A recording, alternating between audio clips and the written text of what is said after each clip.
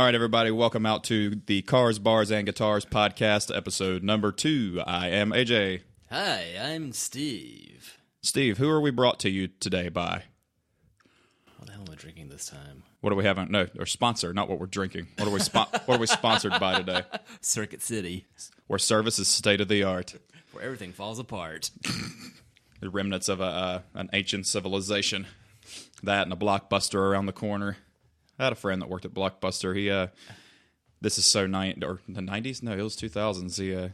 He's like, yeah, I get free rentals on stuff. I'm like, cool. Now people think you're a fucking idiot. So today we're going to start out, I guess we're going to start out talking about beer. Steve and I are both drinking the, are you drinking the Birdsong? No. Okay. Negative. I got you. We have a guest in studio, but she's not talking. So what do you... Just wave at the camera, Kaylin. Yay. She says hi. It picked it up. What are you drinking today, Steve? What did us plunk into here? I don't remember. It was good. You don't remember what you poured? An awesome beer with an unfortunate name, the Tumwater Double IPA, courtesy of the Rowdy Audi. Tum. Rolaids. Spells relief. Yeah, they're bad at spelling.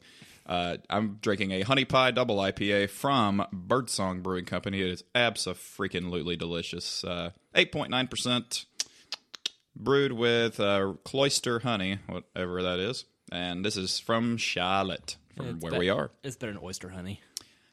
I would try it. I'll try anything twice. So so much at least 2 or 3 people in this room bought cases of it upon release day. Yeah. So everybody, we went to Birdsong, and I was like, last year they were $10 or $12 for a 4-pack. Was it cheaper than this year's model? Yeah, so it was $16 this year. So I was like, I'm gonna get a case. That was 6 4-packs, and I drank 3 beers there, so get my total $112 later, and I only have a 4-pack left, I believe. It's that good. If you still could find it in the store, or I don't think they have it at the brewery anymore. If you can find it at the store, go nuts on it. Go buy a couple and buy me a couple, and I'll reimburse you. Cheers to that.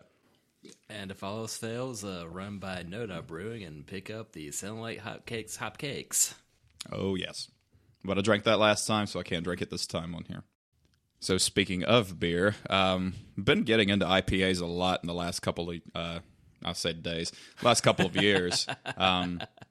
It's funny how 5 years ago IPAs came out, really hit hard. Didn't come out, but hit hard, and it was just bitter, had no flavor. To me, it was just they were just bitter to be bitter. They weren't bitter to have flavor or nuance to profile. It was just, here, we're going to put a shitload of hops and things, and we're here, hope for the best. But lately, we've been having a lot of groovy IPAs. It's true. And that was definitely an acquired flavor that it was something that I hated so much upon first trying them. I looked up, having to understand, why the hell does this exist? Well, during the British colonization of India, they needed a beer that could survive the trip. This is the pre-refrigeration days. Hops act as a preservative. So a hopped-up beer travels more easily. So are you saying, though, the more IPAs we drink, the older we will become? Because it preserves it. Much like us here and now that we're getting older as we speak. True. Yes. But we do look the same. You look the same as 10 years ago. You look like me? I'm so sorry. We look... Well, if you had really blurry vision, we look similar from a ways away. Kaylin, contacts out now. But no, that does make sense, and I remember you telling me that story before. Would Wikipedia lie to me? For a little while.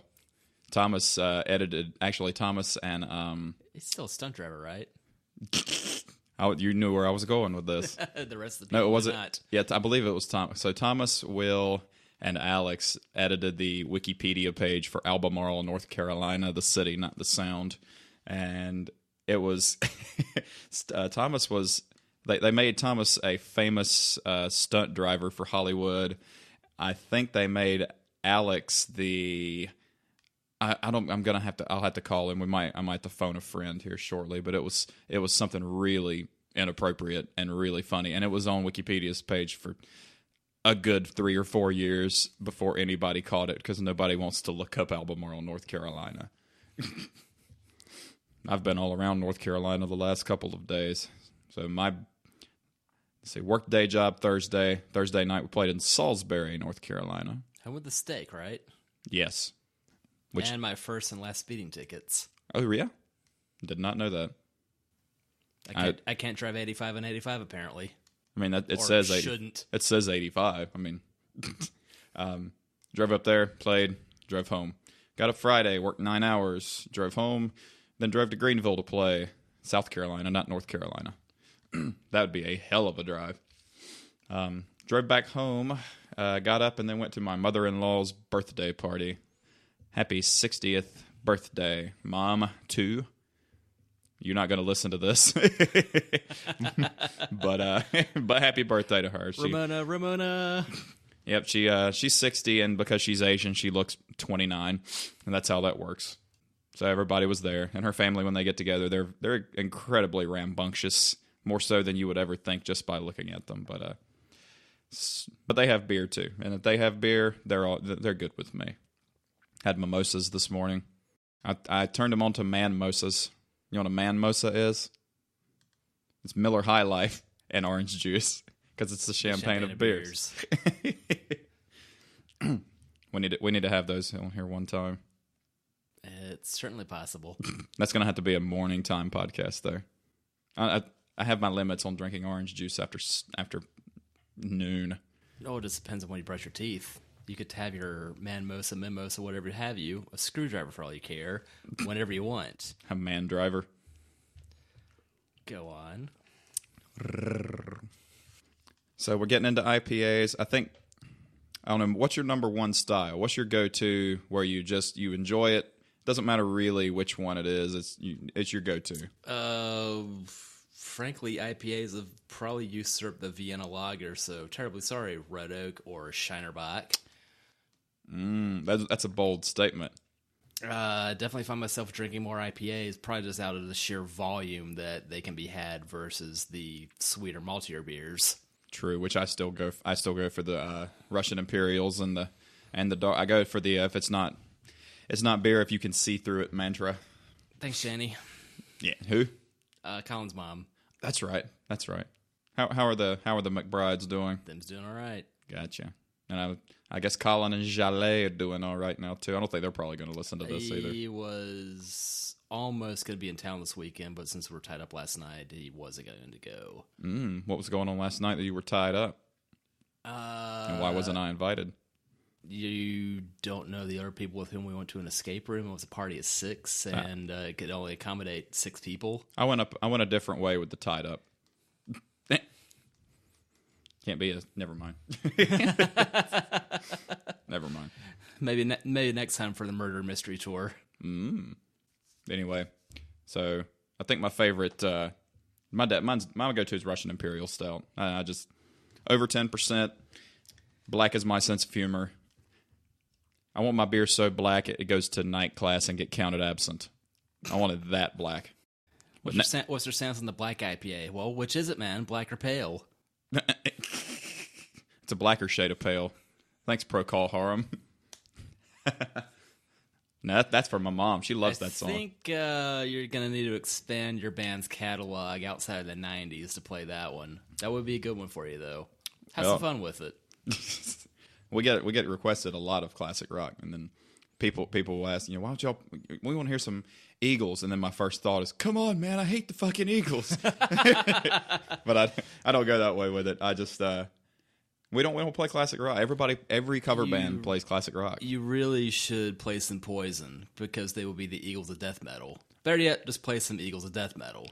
Maybe not in France. I would rather play Poison by Belle Biv DeVoe. Back to back with a Poison song. Late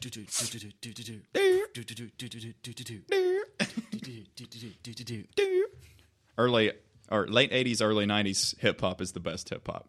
It's not mumble trash like it is now. It's fucking terrible.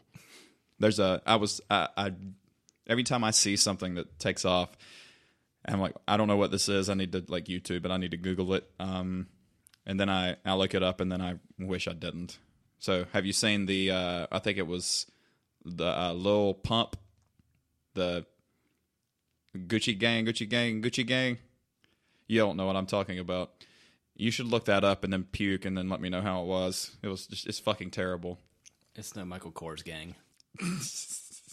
Speaking of purses, though, what a fun trick to play on your wife for Christmas is to wrap a nice Coach box and have her unwrap it, and then when she opens it up, it's the complete box set of Coach on DVD on the inside. That's a cool trick to play on her. Ask me how I know. So you gave her the full Nelson. Something more Craig T.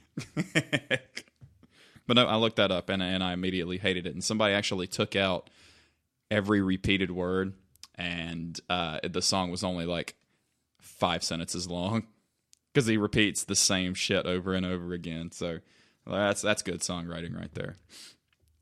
Like Rihanna finding love in a hopeless place and then doing it again and then again and then again, and it just repeats. Maybe she should have been more hopeful. So we guys, I found Diamonds unforgivable, so I'm not giving her another chance. I like Ron White's Diamonds bit. You remember that one? That'll shut her up. Well, yeah. For about 3 minutes.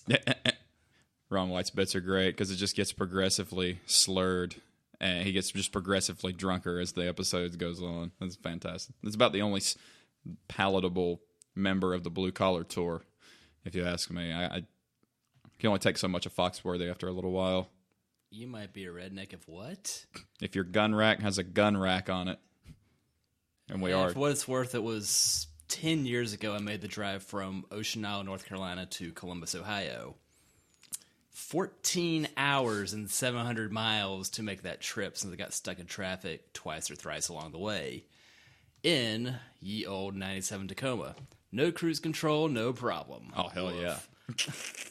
But at the time, had an early USB input flash drive playing stuff on it and listened to what might have been the entirety of the Blue Collar Comedy Tour on that trip. And he was definitely one of the shining stars thereof. Yeah. I mean, since then it's going outside the realm of you might be a redneck if, here's your sign, or get or did. Ugh. And you know, Larry the Cable Guy actually is... Not a cable guy? Yeah. Believe that shit or not. Is he not here to fix the cobble? Have him dress up like Jim Carrey's Cable Guy. I never saw the Cable Guy. Me neither, actually. It looked a little too silly, even for me to watch, coming from a man who loves Billy Madison. I think it's gonna be okay. We need to see Ace Ventura meets Ferris Bueller. You're out of beer. And that didn't take long. No, it didn't. We need I was going to put a refrigerator in the studio, to which wife said, no, because you'll never leave the studio, because you'll have everything you need up there. I said, yeah, you're probably right. My concern was going to be a completely different reason. Fridges are too noisy. I could unplug it during recording hours, which I haven't recorded anything since... 2 weeks ago. No, I haven't recorded anything. I wrote the album, then I took a damn break because that shit's pretty taxing when you're doing all the writing and playing and recording and editing and mastering and mixing. And it was fun. I'm glad I did it. But too bad your sound man's in Guam. That is true. But it is nice to when a sound person says, "No, you did a pretty good job on the mixing, man," especially for your first time. So I was like, "Hey, I feel pretty good about myself." Let's see here. I didn't realize KitchenAid made audio software. Wrong mixer? You know what bothers me?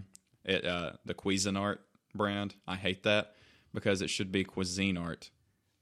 Because you don't say, I'm going to get a frozen lean Cuisin. Touché. If anything, like, all right, you're only making food with this. Why do you want something with Queasy starting off the word? Young Queasy sounds like a new rapper's name. It wasn't? That was Young Jeezy. That actually popped up on Groupon. I don't want to see this. I don't want to see this discounted. Why is it that you get, it says ads that are targeted to your interests, and they're never targeted to your interests? It's like when you go to the supermarket and you buy a granola bar, and a 6-pack of beer, and you get a coupon for tampons and dental floss. Like, it's completely unrelated items. I don't know what I'm supposed to do with this. Well, you never know how bad your next nosebleed's going to be. You know what? I don't think I've ever. I'm not going there. I don't think we should go there. This would have been a fine time to laugh snort. A man of his word. Saw a lot of Malays cars for sale on the back roads of South Carolina. And Toby and I, on our way to Greenville, we didn't take 85. I would say, so we would take 29 the whole way?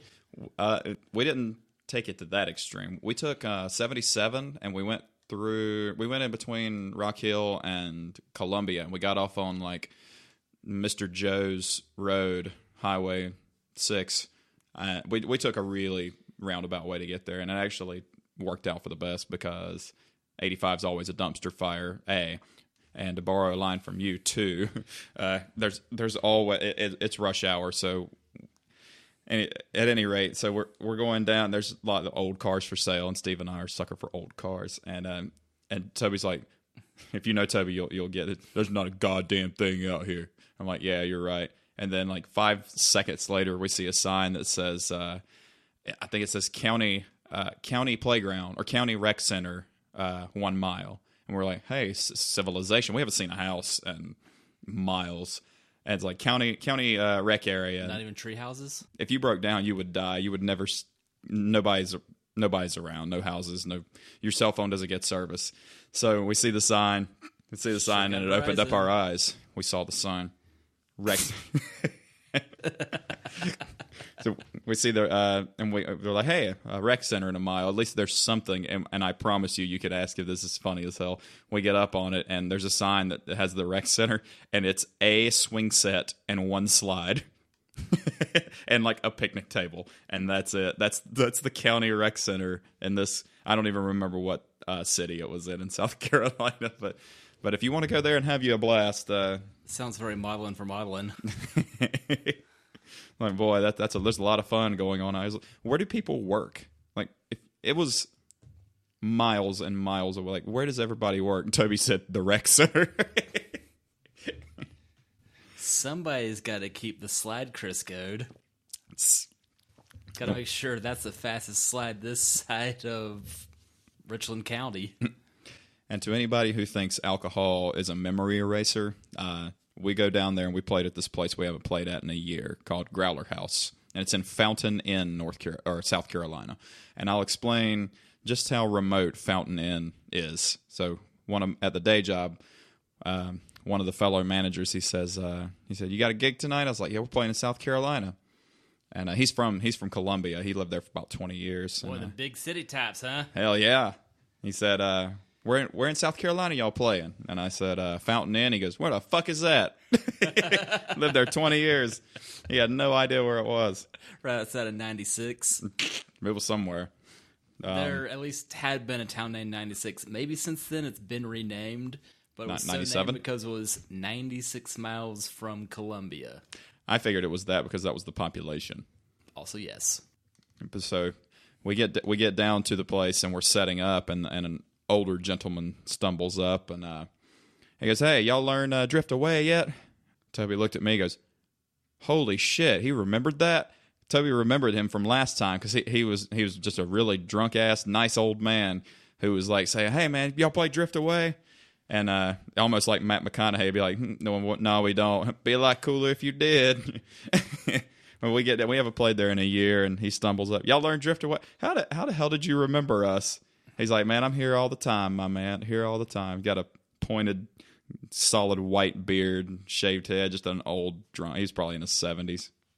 I want to be like that guy when I'm older. Well, Santa Claus is in an off season. I thought he was beating all the kids up there in the North Pole to build the toys faster. You said elves funny. Those delicious cookies. I didn't eat those EL fudge cookies for like years because my mom and my sister would bite the heads off of them and then like show them to me and like scare me. We ate the head off, and I would like run and cry, and I wouldn't eat the damn things for years and years. They must have had a lot of fun with goldfish and Teddy Grahams, gummy bears. any snack food with a head on it. Did you see? It was a post about it says, the gummy world of animals is a world I don't want to visit because the worms are the size of bears. Maybe they've just been watching Beetlejuice. Just don't say it 2 more times. Beetlejuice, Beetlejuice. Where the fuck is Michael Keaton? Why is he dressed like Batman? No, there's a bunch of Batmans now. It's multiplicity now. Hi, Steve. Why am I greeting myself? I never saw that movie either. It's a good one. Steve's nodding. You can't read that through here. Can you hear my headphones rattle? At one time, yeah, a little bit. We can always upgrade. But I've had these headphones for like 15 or 20 years, man. No way. They're not young. Wow. So at one time Steve had never seen Pulp Fiction. At the same time I had never seen Back to the Future. I have since remedied that. I think I've seen Pulp Fiction, but not in its entirety. So now I'm getting confused with the movie Memento. Gotcha. Do I need to listen to the Doug Loves Movies? Is it a podcast or is it? That is a podcast that's more movie trivia and hilarity. Okay. So it's just pick your favorite comedians and listen to them on there. You'll be fine. Gotcha. Much like I did with they did this bit on Your Mom's House, and Emily came down. She had went to bed already, and I stayed up for a little while, and she came down. She's like, "What in the hell are you laughing at?" And I just got the turbo giggles because they had a Would You Rather, and at first it wasn't as funny as you would think it would be, but then they kept talking about it, and the more they talked about it, it was one of those things. I just had to get. It was Would you rather, okay, so anytime you listen. Anytime you watch TV, and this includes television, movies, anything, you only could watch Sister Act 2. That's all you could watch anytime you wanted to watch something on TV. Or no Netflix, no nothing, Sister Act 2. Or you had to always, anytime you wanted to listen to music, or anytime you heard music, you had to hear The Heat Is On from Glenn Frey. I don't see a wrong answer between either of these. Don't you think it would wear on you a little bit after hearing The Heat Is On after about the 50th time? Did you ever watch the first Beverly Hills Cop while you still could? I did not. In fact, Then you're going to realize why The Heat Is On is amazing. The only Eddie Murphy movies I've seen are The Nutty Professor. M's influence is strong on you. Well, that was before MJ was a thing. Your celebrity name. Uh, Meanwhile, you're in a studio with Steelin McNixley. Oh, McNixley. Oh. Holy. No, it was fun this weekend. We just her family's so big. See, her family is the antithesis of my family because her family, they all get together and they all like each other. I don't mean to say it like that, but they we all love each other, but I don't think we could all be I don't possess one picture of me, all of my siblings, and my mom and dad together. That doesn't exist. I don't have that picture. But her family gets together it's for not everything. Too late. To whip it. Whip it good. Da-da-da-da-da. Da-da-da-da. Singer of Devo. Murder Spa. There you go. Oh, thanks, Rugrats. Yes, and for those of you who didn't know, he did all the music for Rugrats, the Nickelodeon baby cartoon. Somebody had a... What if you mashed the both of those up? Rugrats, it's good. I miss all those Nicktoons. Doug, Real Monsters. I had a cat named Abelina. Our Real Monsters was before, what was it, Pan's Labyrinth with the creature with the eyes in its hands? Yeah. And they were onto something with that. Yes. We're trying to instruct Steve to talk into the mic a little bit closer because I do all the editing and I had to turn his parts up and my parts down because I'm a loud fuck. And we get so... That's what he said. And we get so comfortable talking that we just kind of drift further and further back away from the microphone. Is that why the dude wanted you to play that song? Maybe he kind of looks. He's aware of my podcasting style, that I'm just gonna be over here talking into it. Shout out to Sean Feely. He's the only one of our friends that I know listened to this damn thing front to back. Shout out to Feely. I was already requesting feedback as to the beer suggestion from last week. Like, what are you talking about? Like the banana chocolate beer. Like, Adam want to know about which do you combine to do that. Like, I know we podcast for 2 hours. Hell, if I remember what we discussed, it appears we had a time, and some people even enjoyed the damn thing. Well, but, upon take your pick of say a Young's double chocolate or Sam Adams orgasmic chocolate with a Wells banana bread to make the chocolate peanut butter beer. Take two. Chocolate banana beer. Chocolate peanut or banana peanut butter would be good. Sorry, Sean yes. Preston. Sean Preston would not enjoy that. But that would be good. We could call that the Elvis. I would like my banana chocolate peanut butter, but can it be a crunchy beer instead and freeze it, right? Well, I was thinking just put peanuts in it. Also, yes. Hell, oh my goodness. So we get Vicky the Elephant peanut butter ale mixed with the Wells banana bread, and then just put peanuts in it. And we could just call it the Fat Elvis.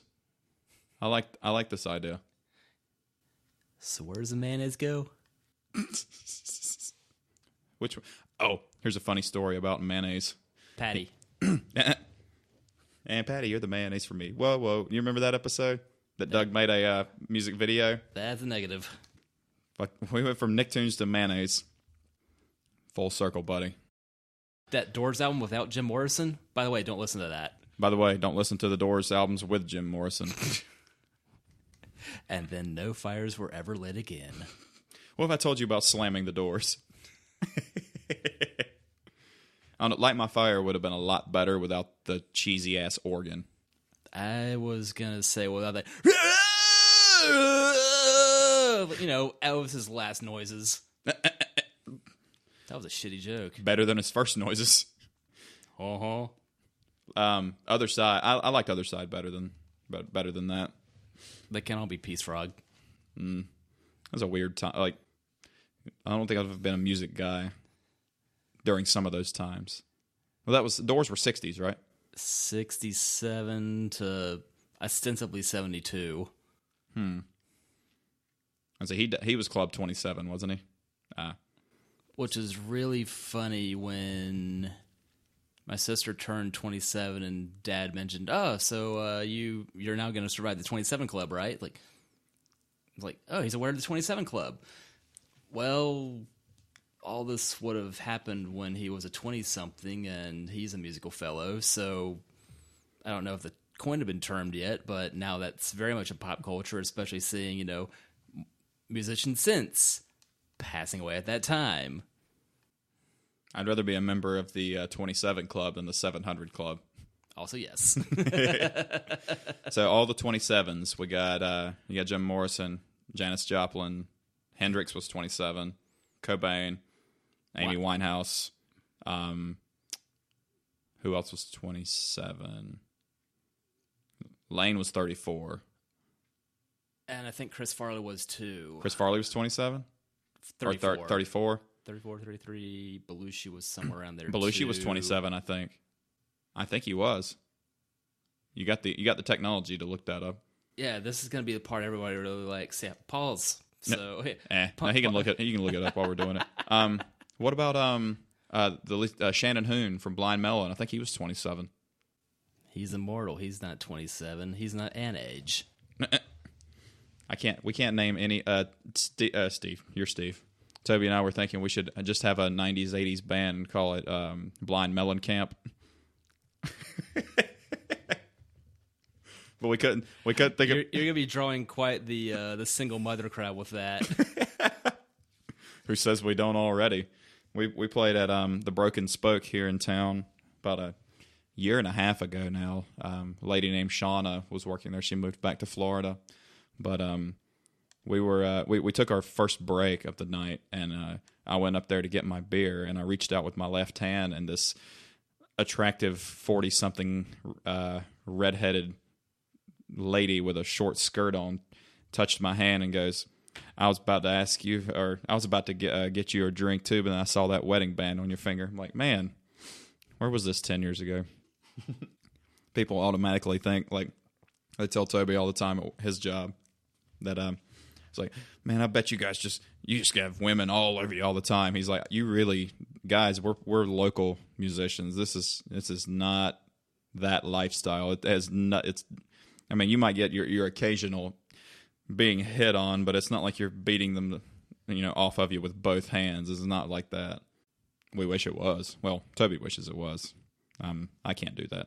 I can only look at the menu. I just can't order anything. Are you looking up Club 27? The only other name that rings a bell on here is Brian Jones from the Rolling Stones. There are many, many, many, many people on this list, but not ringing the a bell. rest of it, except for Sandy's husband's namesake, Robert Johnson, that is it for who's ringing a bell on this that we hadn't already mentioned. Yeah, I don't know a lot of these people. Gastrointestinal hemorrhage. That's just your time to go. That's horrible. Been a bad time on your hands. Cecilia. Somebody named Cecilia died. A singer. She was a singer. She was 27. I thought the Toyo Celica died in 2005. Traffic collision, and then it has car in parentheses. Thank you for that. I don't know what a traffic collision was, so. Unless he had a bad run-in with the band Traffic. Maybe he had a run-in with the band Cars. Okay, sick. Keep that joke on me in case some emergency. Fat Pat was murdered. This person was an American rapper and member of the group called Screwed Up Click. Okay, so there's a lot of people that died at 27. We just don't know who the hell a lot of them are. Kim Jong Hyun, lead vocalist and lyricist for Shiny with 2 E's at the end. Death by typographical error? Kim Jong's hyphen Hyun evidently died December of last year, suicide by carbon monoxide poisoning, which kind of sounds like how Kim Jong-il would kill somebody. That name's awfully close. Maybe they're related. Weird. I did see a shirt that had Kim Jong-il in like a pimp outfit, and it said Kim Jong-illest, and I wanted that. So now we got deaths in rock and roll. So we're going to... What? No, that's not right. Hank Williams did not die of a heart attack at 29. Did he? It was early for really? the first one, yeah, because he was around in the early 50s. Yeah, died January 1st, 1953 of a heart attack at 29. Holy shit, snacks. Damn, Pam. He had to... What in the hell? Kansas Joe McCoy Harlem Hamfats. That's the one person. That's one person. That's the name it has listed. Kansas Joe McCoy Harlem Hamfats. Death by asphyxiation by pronouncing all that jibber jabber. Well, with the last name Hamfats, his cause of death is heart disease. So, for something being so severe, could heart disease sound any more vague? Yeah. It has a cold. There's a lot of parts of the heart. Like, which part had the disease? You can't. That's like saying you died of body disease. This is really ventricle my fancy. Aorta, do something about that joke. Once again, we do not apologize for puns because you're listening to it. You clicked play. That's bloody awful. Oh, that was the 50s, and here's the 60s. Let's go to our favorite decade for music. This is the 90s. Let's see, famous celebrity. We could probably name them all. But do you feel like Nirvana would have been as big and Sublime would have been as big if the singers hadn't died? Because Toby and I had this discussion the other day, and we didn't. We kind of thought that if they wouldn't have died, then they would not have been as immortalized in rock and roll history. I would say yes on Nirvana, no on Sublime, but that is my order of preference between the two bands too. Yeah. You have was to... there ever a Sublime MTV Unplugged? No. Any of the bands that made an MTV Unplugged are fantastic. Kiss. With some exception, bands that made an MTV Unplugged are fantastic. I'm glad Let me guess, or they unmade up as well? Yeah, they were. I hate Kiss. And Rose. But if you want to hear or see a very funny video, just stop what you're doing right now and pull up Lick It Up from Kiss, because they have no makeup on. They're walking through the streets, and like Gene Simmons is making this horrible tough guy face, and they're singing lyrics, "Lick it up, oh yeah, it's only right now," and it's horrible, and it's comic gold. And every time we play it, Toby laughs his ass off. But no, we were having that discussion. Oh no! But you know what? Anybody who says no, Kiss is one of the best rock and roll bands ever, I'll just say they made a disco album. Whatever you say after that is just null and void. I was not meant for loving you. So we're in the 90s now. Gene Phillips died at 74. I don't know who that is.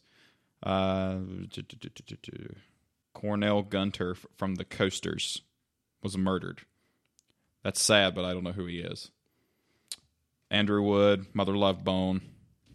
Coaster. That's a horrible name for a band. Well, the Drifters is already taken. Sammy Davis Jr. died. 1990. Let's see. Okay, I don't know a lot of these people either. We did know Sammy Davis Jr., though. Rob Graves. I love this work in the Cannibal Runs. The Cannibal Runs? Cannibal Runs. Thanks, Jeffrey. Cannonball Run. I heard Cannibal Runs. That was Runs. Jeffrey Dahmer's favorite activity. Speed eating? Was he the early Kobayashi? Man, you really don't want to know how the sausage is made. Oh, the podcast just took a very deep, dark... You're a mean one, Jimmy Dean. Oh, jeez. Let's see. Ray Stevens from the Village People died of an undisclosed illness. And if that says from 1990... Was that the same Ray Stevens that did all the silly songs in the 70s? I don't know. It says from the Village People. It would be two very different genres of music, assuming that his last name's spelled wrong.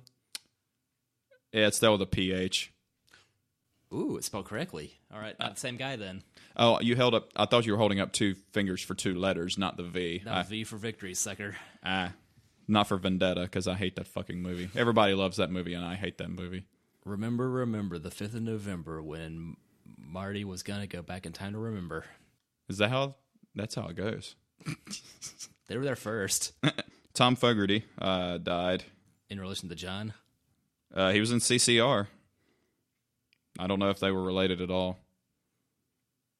I'd phone. I'd go with yes. It's not like they were the Ramones or the Smiths here. I mean, how many Fogertys? I've met. I only know of one other one, and she used to do the news on Fox locally. Morgan Fogerty.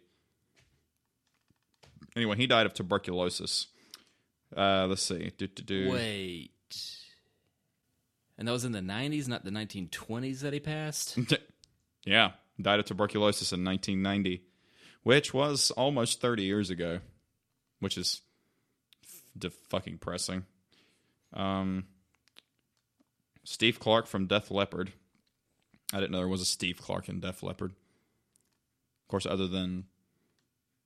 Shit, I'm drawing a blank on all their names now anyway. Phil and the One-Armed Bandit? There you go. The old joke was what has 9 arms and sucks. Def Leppard. That was a friend of mine who apparently didn't care for Def Leppard. He didn't, but he was kind of strange anyway. I'm not going to disclose his name, but his dad, they would be on the way home from dinner, and he would have the mom stop the car, and he and his dad would have to walk back because it builds character. So they'd have to walk like 10 miles back home because it builds character. And they had to do all this stupid shit like woodworking, like stuff that it was really strange. He made his.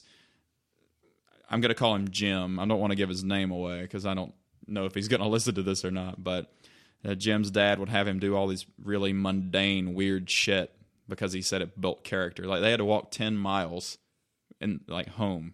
But anyway, Jim likes tried to tell me Smashing Pumpkins was the best band ever, and I'm like, okay, you're entitled to that opinion because we got into a discussion about 90s rock, and I was like, well, I'm a big Soundgarden fan. This side of 1990, he's like, well, Billy Corgan's a better singer than Chris Cornell. I said, you slow your roll, buddy. Don't be bad mouthing him. I said, you can say, you could make an argument that the music and whatever's, I mean, you could make that everybody has subjective taste, but you can't sit there and tell me that Billy Corgan's a better singer as far as vocal talent singing than Chris Cornell was. Like, you just can't. It just depends on how much Manic Dream Pixie you want your creepy bald guy sounding like. So see, we're back to deaths. Doc Pomus. I don't know who that is, but rest in peace, Doc Pomus. I thought I would know a lot more people on here, but I guess you just underestimate the amount of people who die. The entertainment industry is huge, and it does kill people. Here's proof. Johnny Thunders from the New York Dolls. That's a pretty fantastic band that you're only listening to because, hey, it's the 80s. Yeah. Well, the cause of death, there's 2 causes of death listed. It says drug-related causes, suspicious.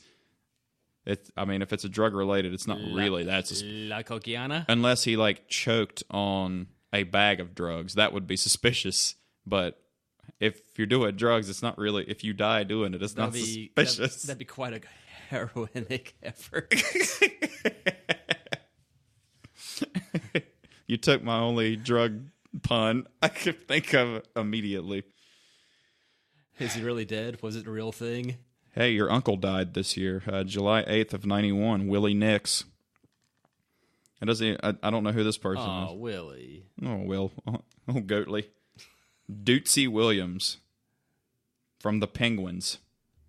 That's a band that dressed in tuxedos all the time? You know what? I think Thomas knew what we were going to talk about, and he just put names in here to fuck with us, and a lot of these people aren't real. Dootsy? Dootsy. Eric Carr from Kiss. There's not an Eric Carr in Kiss, unless he was like a touring guitarist. Oh, hell yeah. Oh my God, this is brilliant. In December 10th of 91, this man died from gunshot. It doesn't say where he got shot. It just says gunshot. And his name was Headman Shabalala Ladysmith Black Mambazo. Somebody's fucking with it. There's no way this person's a real person. Well, that's the last time I go to Mozambique. Headman Shabalala. Shaballala. Shabalala. Headman Shabalala Ladysmith Black Mambazo. But he died. Rest in peace, whoever Gesundheit. All of you are. Another New York Dolls. Let's see, Jerry Nolan. I heard they put on a really good show. It was just really...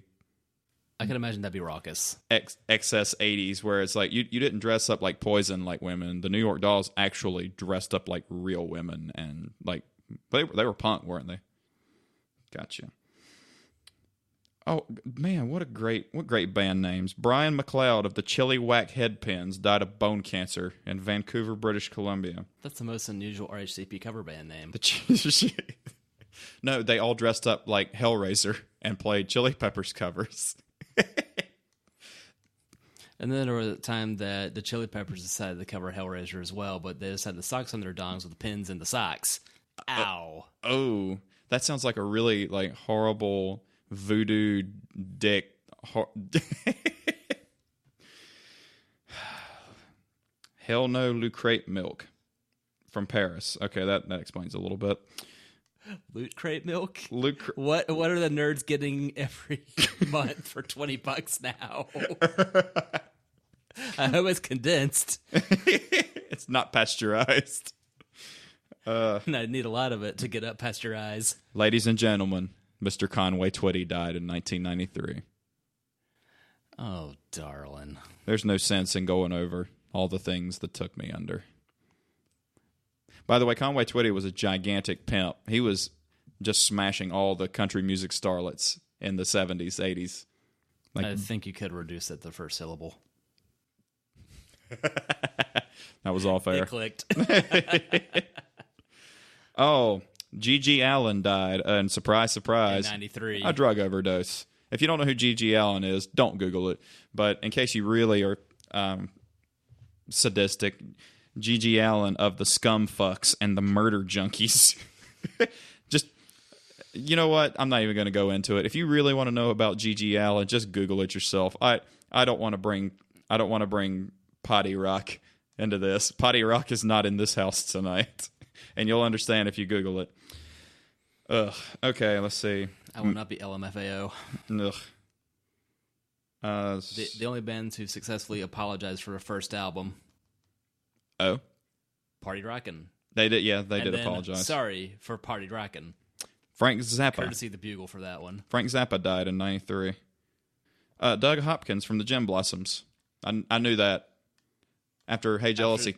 After they had, what, one album out? Yeah, he. I think he got really bad. What does it say? It's a suicide. Yeah, that's what I thought. I think like right after Hey Jealousy came out, like he got real bad on. I think it was real bad on drugs. I think his wife had left him, and he had a bunch of shit happen. He hit the suicide button. But that was in '93. But that was during the first album. What was it? Congratulations, I'm Sorry, or was that later? Two that stick out are Congratulations, I'm Sorry, and Miserable New Experience. Miserable New Experience, I think, was '93, but we'll check that out later. By the way, we love Gem. I love Gem Blossoms. You love Gem Blossoms? I didn't initially, but I got the hang of it. And then way later, after I got an appreciation for IPAs, I got the hang of gin and tonic, because that's a drink that tastes like an IPA. What about gin and juice? I could roll with that street. Do you have your mind on your money and your money on your mind? Yeah, all negative 20 grand of it. Well, let's see here. Papa John Creech from Jefferson, all the different Jeffersons, died of pneumonia. Did he make a better pizza? He probably did than that plastic-looking Republican fuck. Here's a guy you might know, Kurt Cobain, April 5th, 94. Who? I'm trying to word this correctly. Like I wasn't a big Nirvana fan when I first started listening to like Soundgarden, Alice in Chains, and stuff when I was in middle school and early high school. What, you didn't love Nirvana when you were 8 years old when he died? No, but I didn't. I'd just gotten the hang of him because I was about 12 at the time I heard he died. I was like, oh shit. I didn't appreciate it as much as I should have. I guess I would say because I've been a hipster at heart my whole life. Like if everybody loves something, I want to say, well, no, it can't be that good, because if everybody loves something, it can't possibly be that good. That's my logic. But then you listen to, like, if you just listen to the sing, like if I never heard "Smells Like Teen Spirit" one more time, I wouldn't care. I wouldn't shed a tear over that.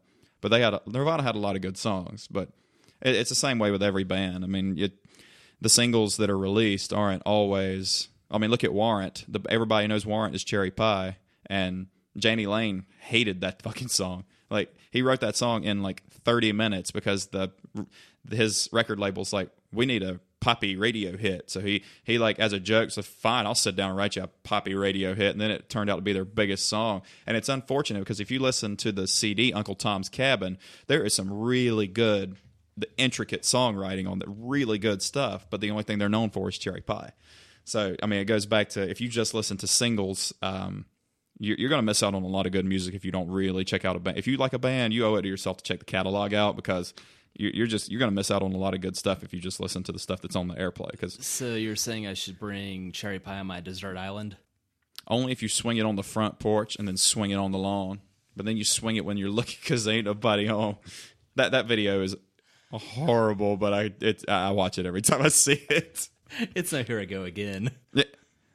So let's see. Jimmy Miller, he was a producer for Blind Faith, Spooky Tooth, Motorhead, and Primal Scream, died. By the way, Spooky Tooth is an awesome name. You can kind of hear Steve messing with his toothers, as my dad would say, toothers. Wilbert Harrison died in Spencer. For those 9/11 toothers. Wilbert Harrison died in Spencer, which is kind of near here. I drove through Spencer on the way here. I blinked, so I missed it. And you didn't get driven by? For real. Spencer's so small that the exit for Spencer and East Spencer is on the same exit. It was always funny to see town and then same town name with direction attached. Yes. Like those directional universities. The Southeast North Carolina school for... Or what about East Carolina, not a state. Western Carolina, not a state. Coastal Carolina, not a state. Fayetteville State, not a state. Vietnam. Hi, Sean. Yeah. Oh, yeah. Fred Smith from the MC5 died. You remember MC5's first song? Was it their first single? Kick Out the Jams? Well, that was the 60s. I don't know when it was. I just know that was them. It was the 60s because it had Kick Out the Jams, motherfucker. And that was when they didn't edit, you didn't have it edited. I couldn't imagine what that would be like back in the 60s. All right, more names. And nobody was talking like that until at least 73 when George Carlin did it. True. And then he got thrown in jail for a night after that 7 dirty words you can't say on television. I saw George Carlin before. Lenny Bruce all over again. He's not afraid. No, my sister and I saw George Carlin. Here's how cool my parents are. I saw Carlin for my 16th birthday in 2002. And because my sister, Holly, was 20 at the time, she was my guardian because she was over 18, so I could get into the show. So Holly, me, and a guy named Joe Holloman went to the what was it? It was Ovens. He was at Ovens Auditorium, and I got to see George Carlin before he passed away. He didn't pass away until 10 years later, but at least I got to see him in concert before 6 years later. Oh wait. Shit, he's been dead 10 years. 10 years in June. My dad suspiciously looks like George Carlin too. He's not nearly as vulgar, but spitting image. So let's see here. You shouldn't spit. That's rude. That was a great show, though. I bet people looked at me like, "What in the hell is this guy doing here?" He's a kid. Of course, after this Tuesday, that will have been half of my life ago because your old man here, AJ, will be 32 on Tuesday. No more Baskin Robbins for you. I don't want a Baskin Robbins. That's Tony Segundo from the Moody Blues. I'm looking for names that you and I would really know. No, or any more funny names of things I don't think are real that I'll have to look up later. Oh, Selena. Selena died. Remember the Latina? Yeah, I didn't know she died in 1995 by her... It was that long ago? 95, yeah. Coming up next on Lex's Google stuff. The podcast has taken a horrible turn for morose, macabre stuff here. Or still an episode behind the first Family Guy when Death Takes a Holiday or whatever the title was. Death Has a Shadow was number 1, and then I Never Met the Dead Man was number 2. I think the first 4 or 5. The first season was all dead on. 99 too, because it was right after the Super Bowl in 99 that it came on, and they got canceled twice, and now they're back again. Jerry Garcia, August 9th, 1995. Josh Daniel, if you're listening to this, we'll appreciate the shout out to Grateful Dead. He's a Deadhead. You haven't met this guy. If ever have a Cadillac, it's totally going to wear a Deadhead sticker, as well as a Black Flag sticker. Thanks, Atari. I saw that post about you wanting the CTSV wagon and have that and a Black Flag. Both. Well, have a Rollins band sticker too. By the way, I listened to Rollins' podcast on Joe Rogan, and Henry Rollins is nuts. Yep. But he's a good kind of nut. Like, he only sleeps 4 hours a day, and he's always traveling, and it was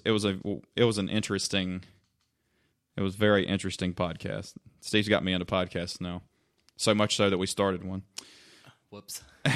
Sterling Morrison from the Velvet Underground, and I really don't get Lou Reed. Are you a Lou Reed fan?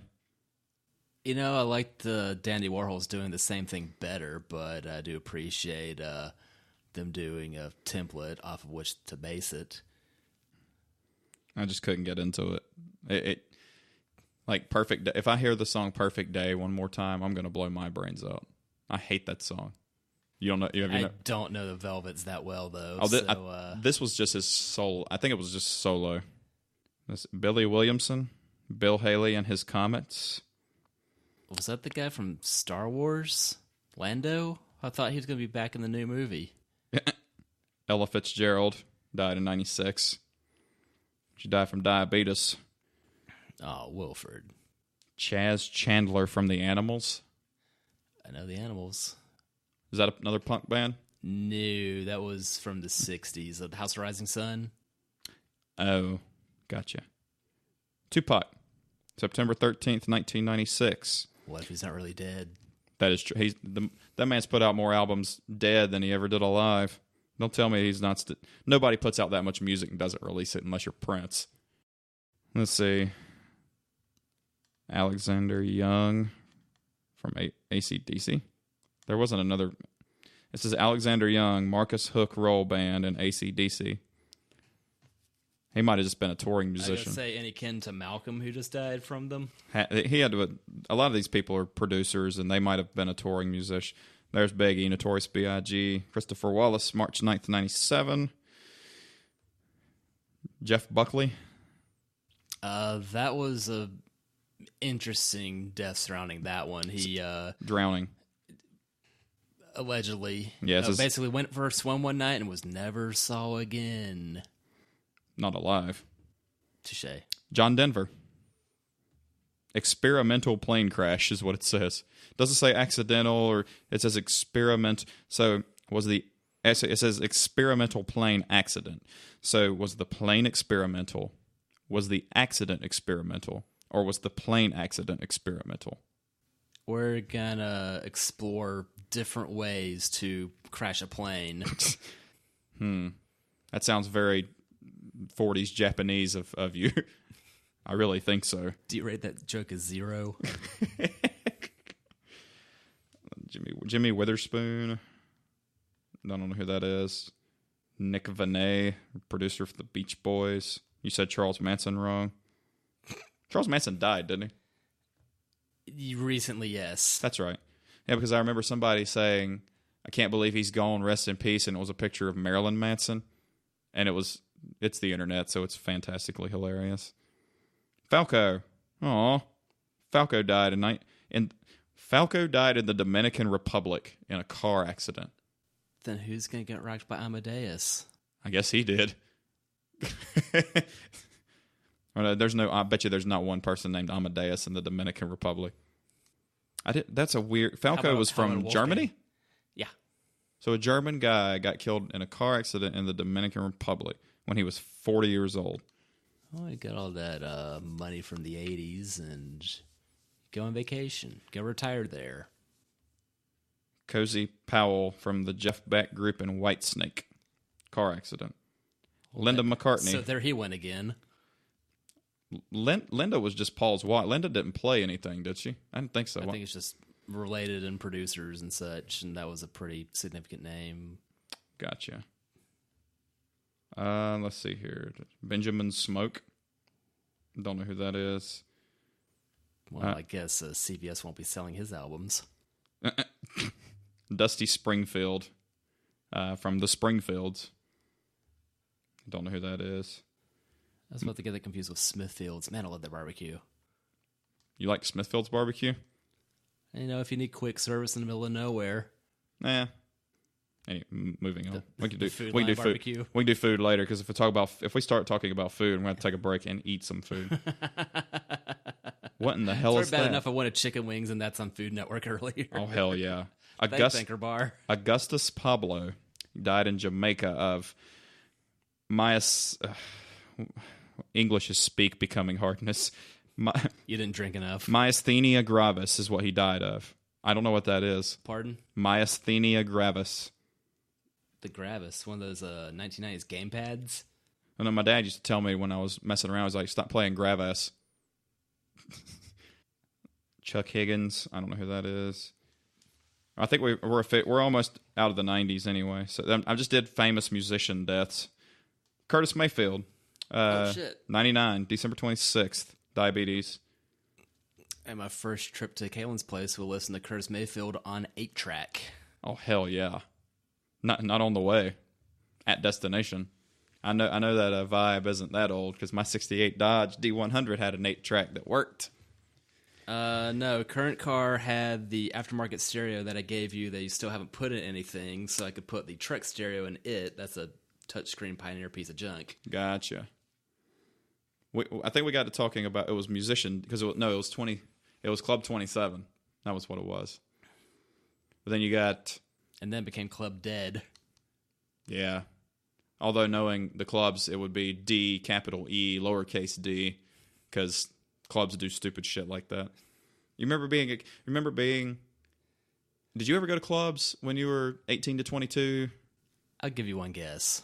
I already know the answer to that, but I went a couple of times, and it is just my idea of hell now. I got drugged to that, and it's a miserable time.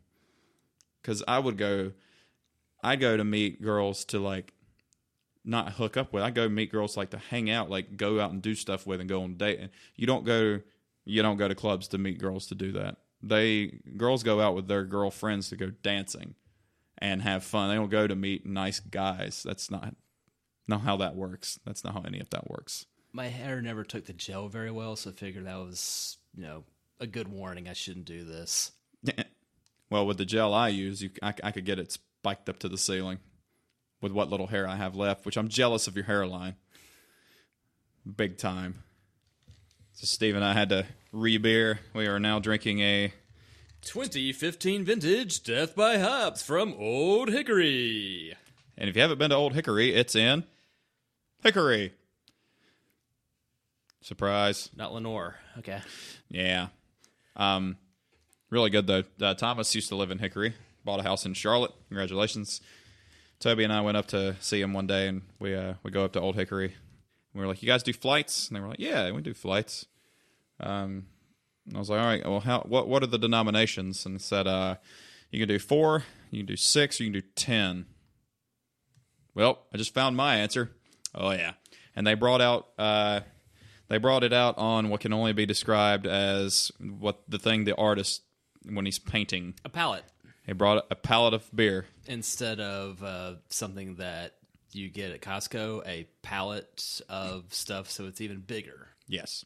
And it was 10, and it was only $12 for a flight of 10, and they were generous pours, too. So did you enjoy the beers? Would you say they were palatable?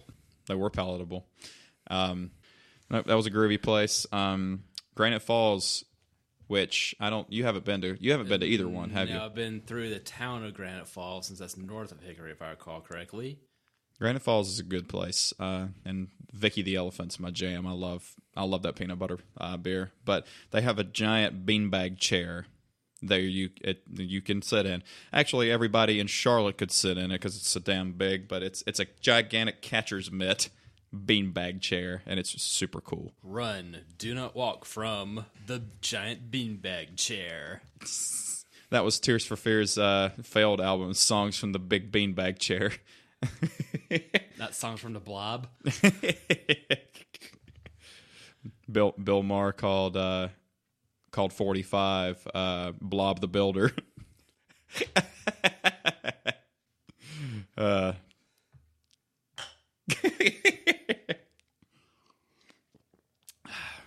But we're keeping it lighthearted. If there's any heart at all. Yeah, we just went through a list of celebrity or musician deaths. So meanwhile, we're drinking Death by Hops. Yeah, and we talked about death from Family Guy. What a time to be alive? For now, Chris Cornell's death hit me pretty hard. For those of you who know, I'm a big fan of his. It kind of shows you what medication does to you. As I said, he was fine one minute, then he had taken some prescription cocktails of, I think it was painkillers and mood thing, but it didn't sit right. I just kind of over prescribing things to people. Even stranger was that you were out of town at the time, and I was cat sitting for you. So I get this news while sitting on your couch watching your TV. You're the biggest Soundgarden fan I know. Like, good news, the cats are okay. I was in St. Augustine, Florida, which is the oldest city in the U.S., for those of you keeping score. That death didn't really hit me until I got home. We had a show as soon as I got home from Florida, and we started playing some tunes. It kind of hit me a little bit. Why, I'm not going to lie. Because from all accounts, the dude was a super cool guy. Never got to meet him. Got to see him in concert, though, and I got to say, that was 3 of the best concerts I've ever been to, and that's not me just being a fanboy. Because Toby and I saw Audioslave in Atlanta with 30 Seconds to Mars, which I could take or leave, and then Seether. It was a weird show. It was 30 Seconds to Mars, Seether, and Audioslave. Great show, though. I'm not a big 30 Seconds to Mars fan, but they actually did put on a good show. Seether put on a great show. Audioslave killed it. Closed the whole show with Killing in the Name Of, which is just fantastic. And then I saw Chris solo at Ovens Auditorium again. That's where all the cool shit happens, evidently. But he played all the solo Temple of the Dog stuff, and then the Audioslave stuff, Soundgarden stuff. He played it all. He played for 3 hours and didn't take one break. For those playing at home, you can't see my eyes about to pop out of my head. About Ovens Auditorium? Yeah. Anything Temple of the Dog? He played Call Me a Dog, Say Hello to Heaven, which is my top 5 song for me. Which we learned it, and we're going to probably play it sometime in the near future. But if I can get through it without crying like a little baby. Don't mind us, Steve's dying a little bit. Trying not to belch on Mike. That's okay. We can edit that. I mean, I can edit that. Trying to minimize how much you got to edit here, though. Oh, trust me, I'm going to have to edit a lot anyway. It's just that's how it happens. That's how it happens. But then we saw Soundgarden and 9 Inch Nails. I really like the circa 1994 Shut Up and Play the Hits tour from 2014. Yeah, that was a great show. That was awesome on both accounts. Like, you're not that big of a nailhead. That was my only time seeing Soundgarden, my 3rd time seeing 9 Inch Nails. Did it stack up as the other times you saw 9 Inch Nails? All of which at Verizon or whoever they are, amphitheater over near the UNCC, and that was their best show. Oh, yeah. Didn't hurt. That was also the time I actually had seats instead of lawn, too. True, yeah. After going to numerous concerts, I'll ask your opinion on this soon, but I prefer indoor venues. You do too? There's only so much getting rained on that you want to withstand. I think the last of which was seeing Van Halen 2 years ago. Not Van Hagar? This had DLFR. Huh. Is that a high-definition camera?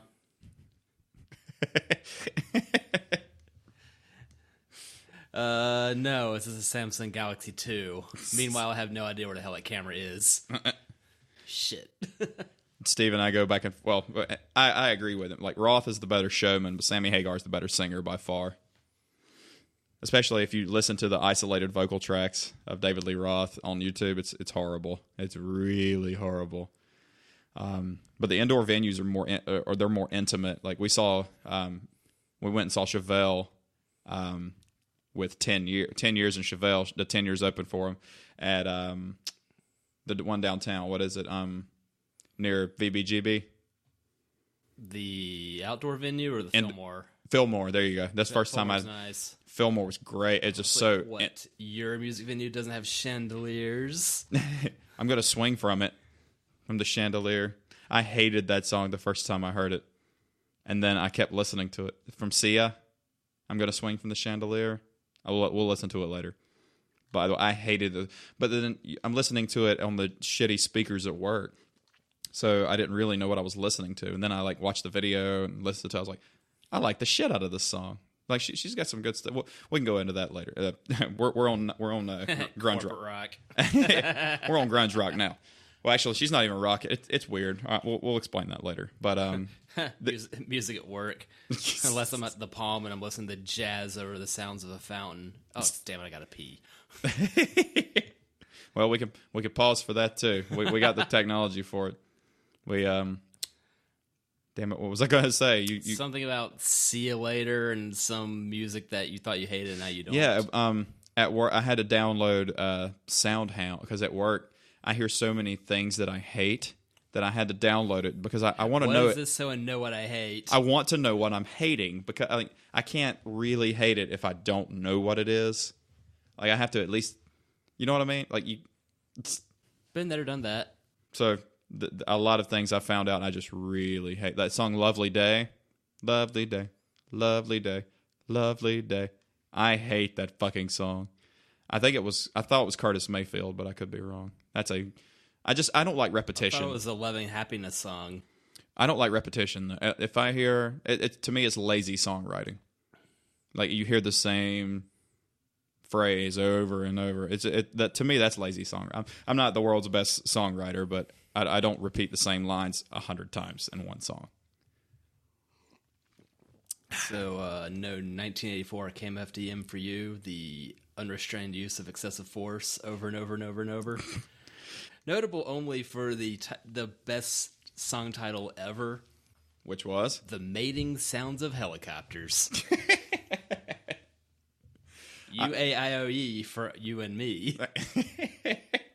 I need to listen to this now. Sum 41 had an instrumental intro to one of their CDs, and it was called "Grab the Devil by the Horns and Fuck Him Up the Ass," and that was a great punk rock. In Soviet Russia, devil fucks you. We're Putin on the Ritz right now. That's where we were this morning, right? It's a nice hotel. A very nice hotel. I felt guilty for walking in on the carpet. It was so clean. It was a really nice hotel. I got called sir every time by every person, no matter age. I'm not a sir. I don't feel like a sir. Of course, I don't feel like a ma'am either. I'm not going gender identity with you. But I don't. Hey, you. No, so what is going to be the new realm of gender neutral royalty? Oh, everyone's a jester. Hell yeah. He died too. Jester Bennington. Actually, I do love Linkin Park too. I really enjoyed them, and then I turned 20. And then it's just, I'm too old to listen to this. And then upon listening to them after he died, like, this is fun to listen to this again. It had been long enough, but I played so much of them, and then their new stuff I just didn't enjoy that I needed a break. And apparently 15-odd years was the break I needed. Mm-hmm. And then I gave it an afternoon, and I never listened to them again. Toby never liked Linkin Park. Like, Toby and I share a lot of love, and you and me, you and I do the same too. We share a love for a lot of bands, and then there's other bands that we just completely differ on. And we talked about last episode about you're a Mike Patton fan, and I can't get into it, but no, that teen like Hybrid Theory, like I don't like, if you're in a bad mood, like listening to Hybrid Theory will just, it'll either put you in a worse mood and want to beat people up, or you'll put you on a bad. It's funny how listening to aggressive music like that, if you're in a bad mood, can actually make you feel better. Outsourced rage. Yes. I had no idea they had such thoughts on the Prius. I think the Insight did the Prius better before the Prius did it. But I'm a Honda guy, not a Toyota guy. I was gonna say any hybrid that can be had with a stick shift's a better one anyway. That's true. What about the General Motors EV1? That was a very interesting experiment that really made a better Saturn. Yeah, and we talked about Saturns. Intergalactic planetary. Oh shit! What happened? I don't really. Are my headphones acting up? What's going on here? I don't feel like Beastie Boys are hip hop though. They are a little bit of everything. They started out as a punk outfit, actually. Yeah, but in the '80s, and even some folks now would have classified Beasties as hip hop, and like Intergalactic was more of a hip hop song, but like No Sleep Till Brooklyn and That was more punky. that was more punk. Fight for Your Right to Party was punk. Paul Revere was hip hop, but in general, that's why I'm not as crazy about the song as everybody else is. I like Paul Revere, but just not last weekend, right? but I like the Beasties, but see, like, I don't qualify when people say metal. Like, I hate when people do the metal hands at shows that aren't metal. Like, when we go to Chevelle. Fuck yeah, Beyonce! We went to Chevelle and everybody like had devil horn metal. Like, I love Chevelle. Chevelle's one of my top 5 favorite bands. Chevelle's not metal. I love metal. He says doing the gesture back and forth. The Jerry Cantrell, right-handed metal, left-handed metal. Too much metal for one hand. But see, Alice in Chains to me they were the most metal of the 90s bands to me, because they had that doom, especially Three-Legged Dog. The heaviest of the grunge bands, yes. All right, so Toby and I did this one night, and I think I don't know if we told you about this or not, but we were trying to classify. Yes. We can learn one right now for you. A little psycho stick for you. Plah. We were classifying the 90s grunge groups to what their corresponding 70s and classic rock groups were. So we were thinking Soundgarden was Led Zeppelin, because it was heavy and hard, but they got kind of experimental. The heavy and the light all at the same time. Yes, was sort of one of the natures of the band name. Yes, Alice in Chains was Sabbath, because it was very strictly heavy. I mean, you had Jar of Flies and Sap that was softer. So that'd be more the Dio Sabbath. Probably. I listened to the entire catalog on the way to and from Raleigh the last couple of days of Alice in Chains, and you can hate William Duvall all you want, but Black Gives Way to Blue is their third best album. It's a fantastic album, and all you Lane loving nut swingers that are listening to this, I love Lane Staley too, but Jerry Cantrell wrote 95% of everything anyway. So, dude, his solo works. I like the solo stuff too. Degradation Trip. You know, Robert Trujillo from Metallica, he played bass on the road for Jerry Cantrell's band. Steve is beard stroking and hitting the pop filter, but that's okay. Pop up filter. Somebody's like, you know what, you guys should. One of my friends at work said you should set up a video feed, and I'm like, look, we're trying to get people to listen to it at first. I don't think anybody wants to watch Steve and I talk. You might want to listen to it, but you don't. I assure you don't want to watch us talk. Not quite yet. Steve said he doesn't really want to be a YouTube personality, but if it could pay better than what he's making now, I bet you he would consider it. Wait, does that mean I have to pull 40 hours a week to make that 15 an hour minus tax, tag, title, and insurance? Yeah, well, look at in the meantime, at least the one perk of being there is getting to listen to podcasts while getting all the paper cuts. True, but you know, there are varying levels of YouTube stardom. Nobody even we don't even have to we could just make shit we want to make. And apparently, finding dead bodies in Japan is not the preferred method. Whoever that guy is, you know what? Until I saw that, I never even heard of the guy. Are we out of touch, or well? Hold on. Are we out of touch? Or are we out of time? Either that. Do we just have good taste in things, or does the world just like stupid shit? It's probably also a generational gap too. That apparently whatever he done prior to this might have been really popular with 12-year-olds. It's been a long time since I've been a 12-year-old. Maybe for you too. Tuesday it'll be 2 decades since I've been a 2-year-old, 12-year-old, whatever, 12-year-old. So everybody wish Applejacks a happy 2nd and 30th. I don't feel any different. I don't look any different. I have a little less hair, and I have more tattoos. But I look just like my senior picture. You do. I'm a good bit more bearded than then. Me too. Yeah. Other than that, yeah. I It's still have unmistakably me, but nobody's seen me without at least a goatee since '04. It has been. Yeah. I haven't seen my chin since 2002. Emily's never seen That's me without. silly. I see yours right now. That picture of you though, where there's 4 of you and you're doing the "This is Sparta" face. Yes. That's like the best picture.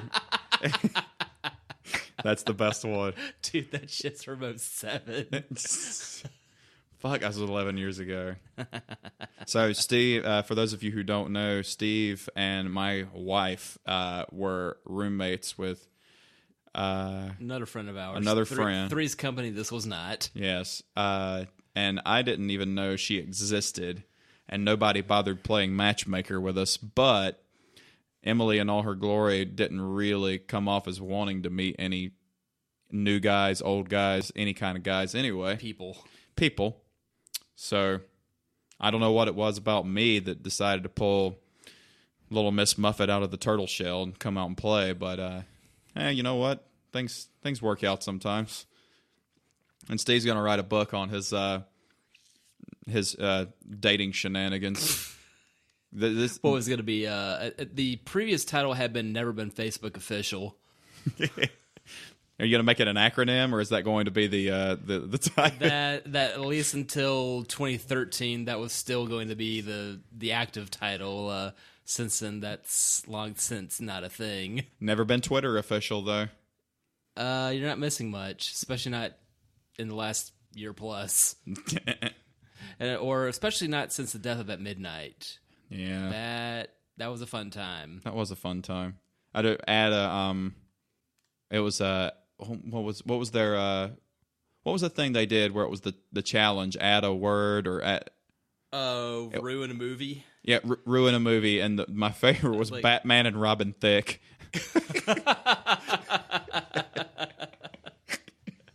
Sounds a bit blurry.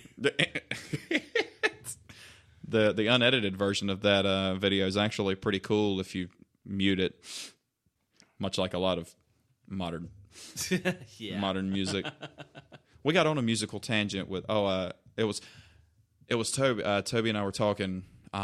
This is what I meant to bring up to you.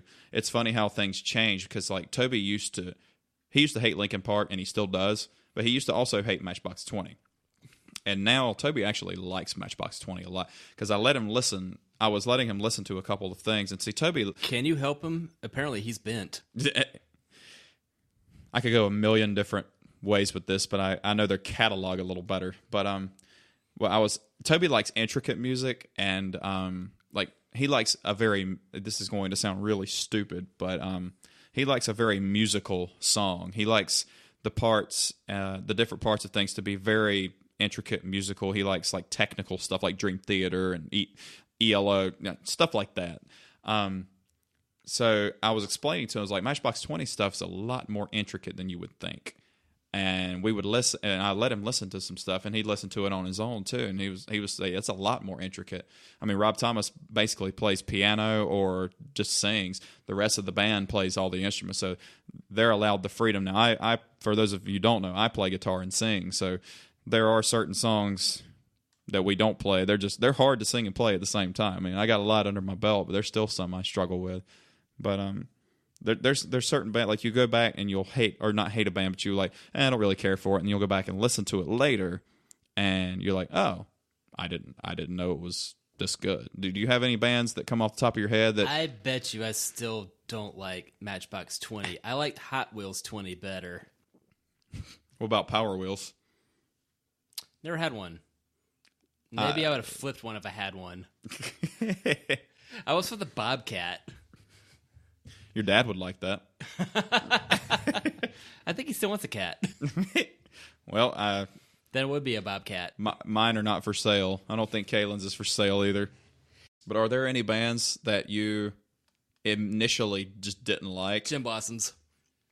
Can you think? Yeah, we covered. Yeah, we yeah, covered but that. That was like, well, yeah, since that was at the top of my head. Yeah. The Offspring. the first single of theirs, Come Out and Play, that I heard. Like, really didn't care for the voiceover in the process. Yeah, keep them separated. What the hell is this nonsense? Was that their first single? That at least was the first one I heard. Oh. It wasn't until Gotta Get Away came out that I love them now. And they're still one of my favorites. Like, many a band, hell if I know what their newer catalog is, but their first 4 odd albums, where this is Ramones, really enjoyed those. Definitely bought Americana on release day. Since then, that was early driver's license and early income days to be able to do such a thing. And of course, I had to be partial to Ixnay because of name. I can't think of... Nirvana was one I didn't care for because Smells Like Teen Spirit got played more than any song in the history of songs. But Nirvana was one that at first listen I couldn't get into, and then I got into it. You never later. listened to Incesticide, did you? Don't. Oh. Horribrew.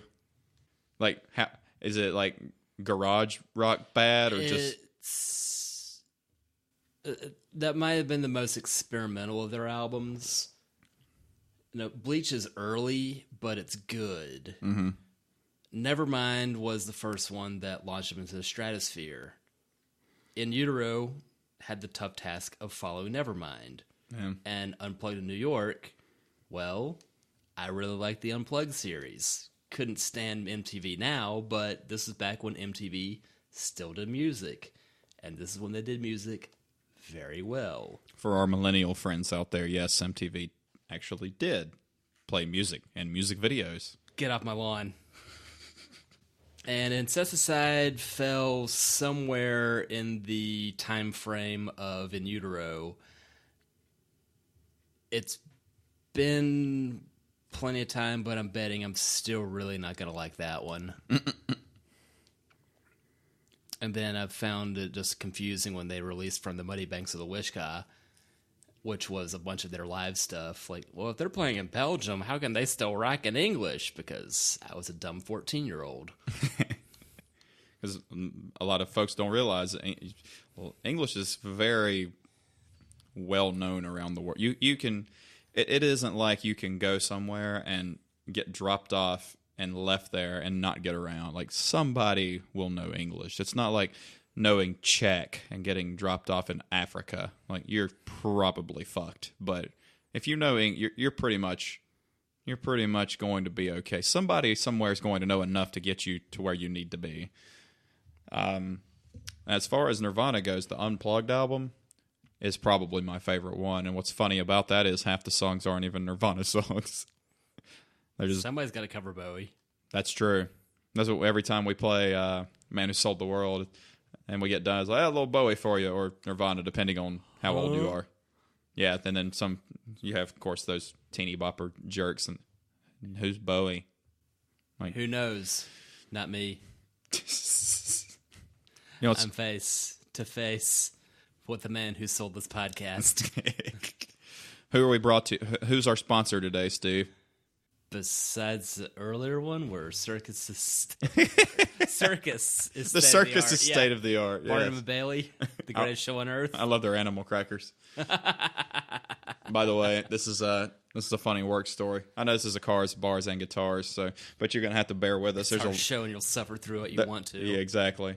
So at work, I work in retail, and we were at this was in 2004. It was right around the time I had left that store and went off to college. It was like I was 18.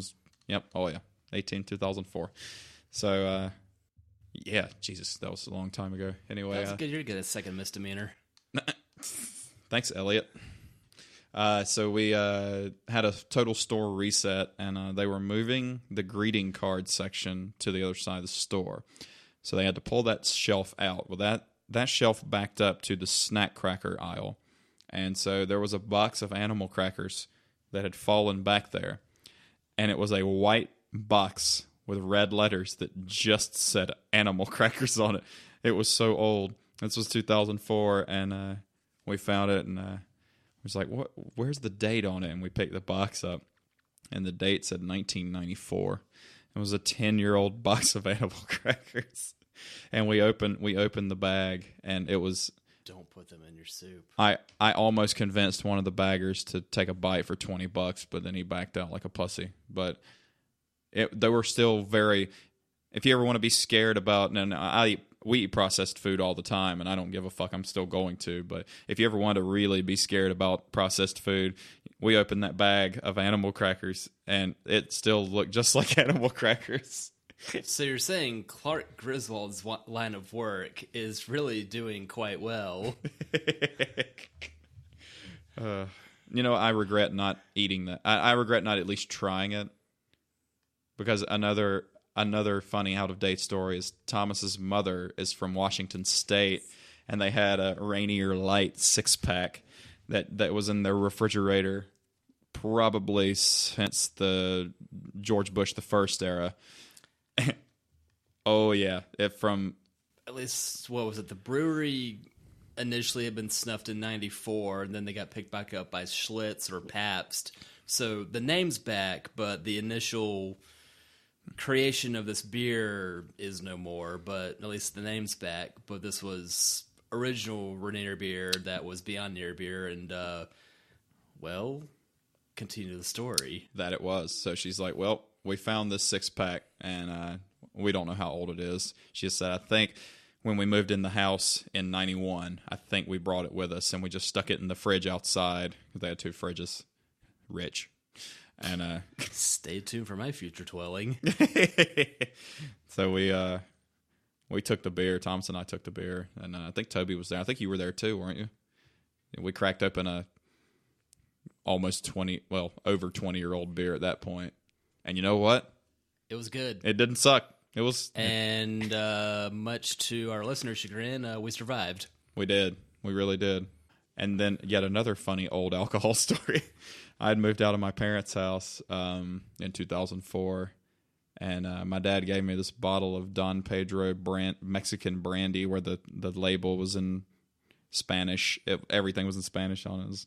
He's like, "Here you go." Well, I'm not going to drink this. I'm like, I didn't know we had this. How old is this? He said, I don't know. He said, I think one of his old employees had moved back to Mexico. He retired as an older guy. He was a legal citizen, but he retired. He's like, here, have this bottle of brandy that we haven't opened.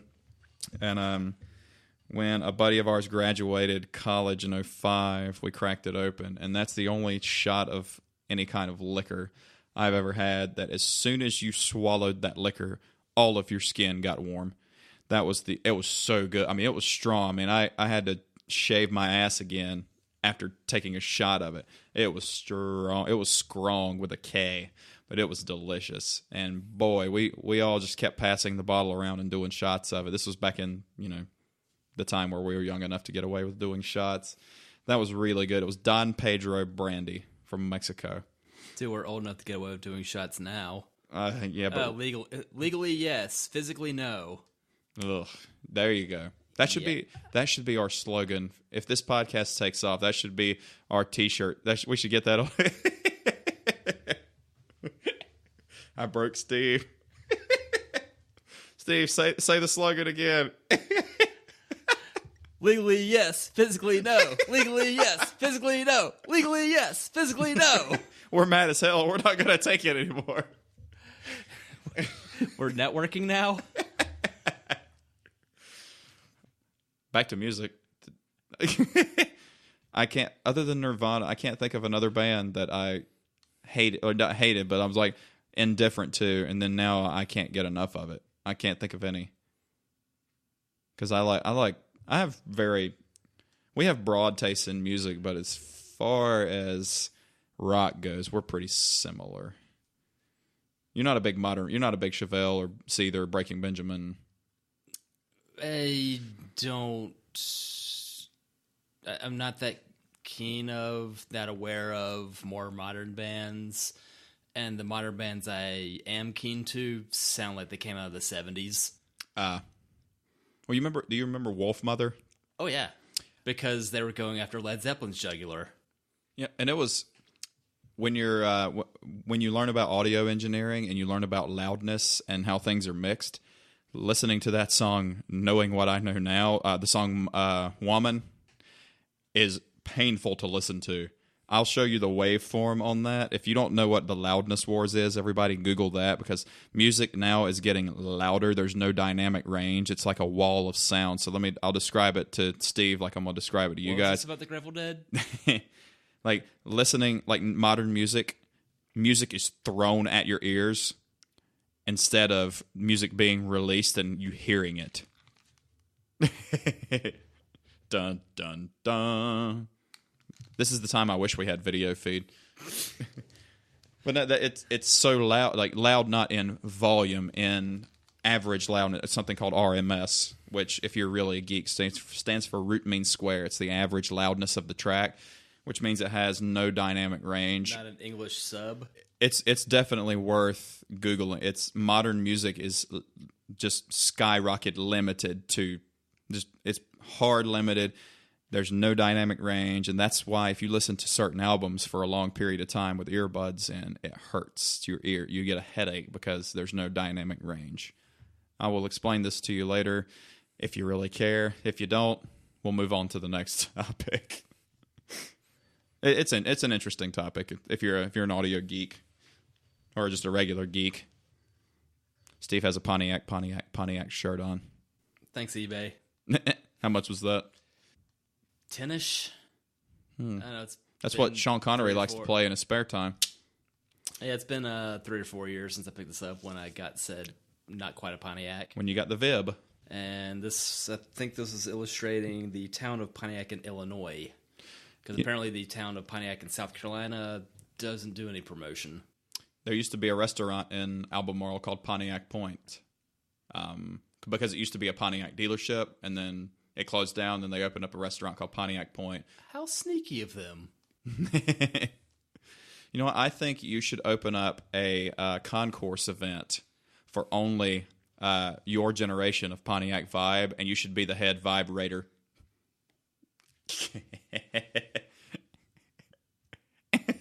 Steve is golf clapping. You can real clap into that thing. I can edit that.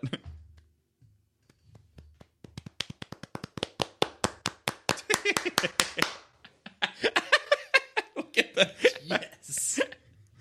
I broke the waveform. That's okay. Everything is editable. Everything's digital. Everything's editable and edible.